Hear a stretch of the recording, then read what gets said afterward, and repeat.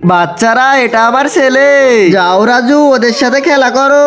তোমাদের কাছে ওকে দিয়ে গেলাম। Okay ma'am. ভাইয়া এটা কি? এটা তো বই। আপু এটা কি? এটা তো টিফিন বক্স। টিফিন এমন হয়? ভাইয়া এটা কি? আরে কি বলছো? আরে ভাই এই কালারটা কি? গ্রিন। হ্যাঁ? ভাইয়া ওই সবুজ কালারের ওইগুলো কি? ওইটা তো গাছ। এ তো কিছুই জানে না।